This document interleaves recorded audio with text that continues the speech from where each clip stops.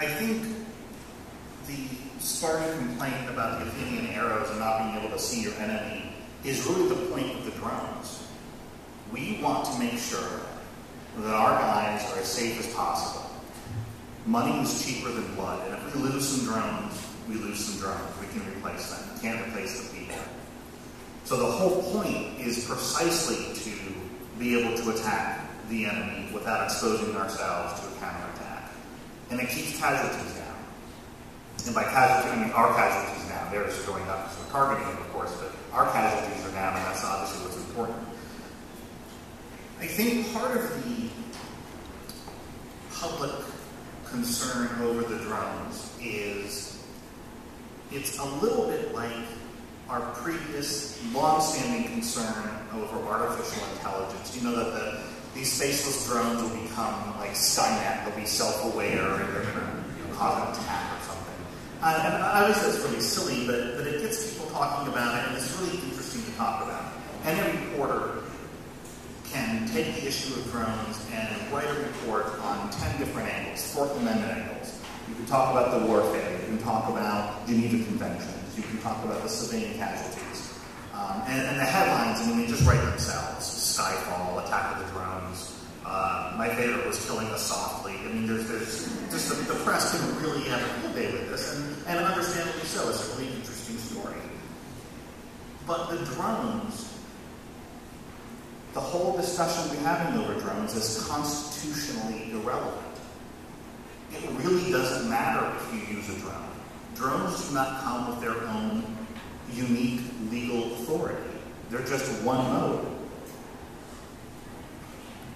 So if you can attack someone with a drone, you can attack them with a Tomahawk missile off of a Navy destroyer. If you can attack them with a drone, you can use a Delta Force. You can use a B-52. And one of the reasons that drones were in such use in Afghanistan was the terrain is so incredibly unforgiving that it makes air power, and especially drones, an optimal choice to go and attack the enemy.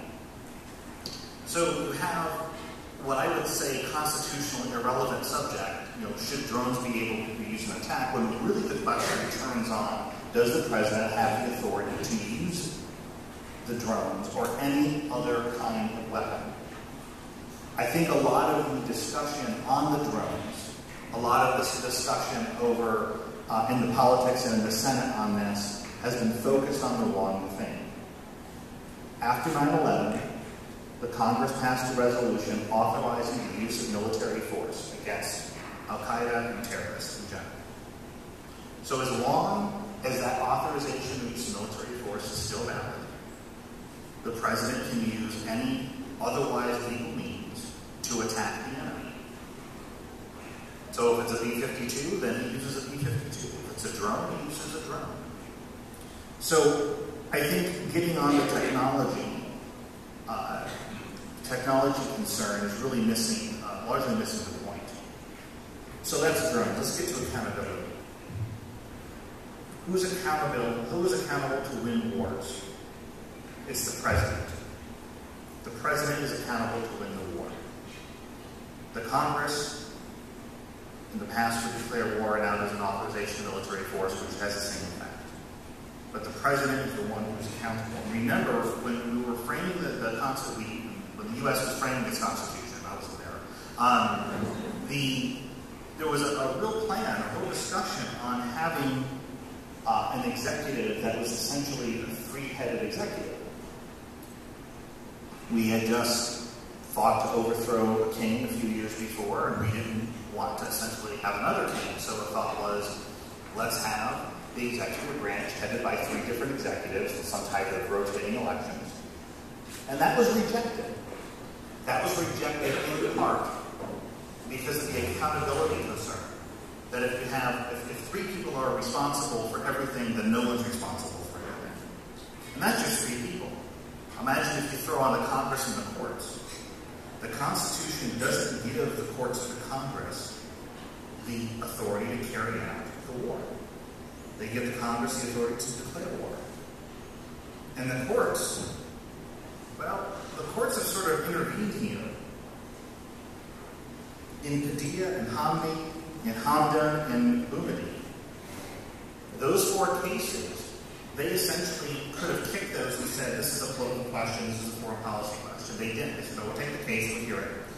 And then Hamdi, which was really, really concerning, they basically said, your military commission scheme that you have set up, that the 2 political branches carefully calibrated and negotiated, is insufficient.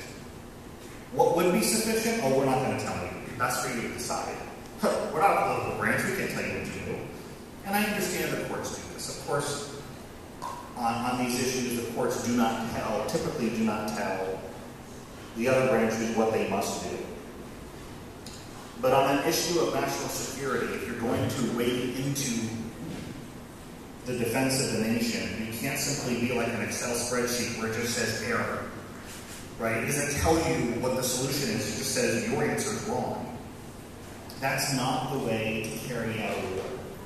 Now, the Congress actually has a lot more authority than the courts do. Not only can the courts, does the Congress have oversight for hearings and whatnot, they can pass a law. They can end a program.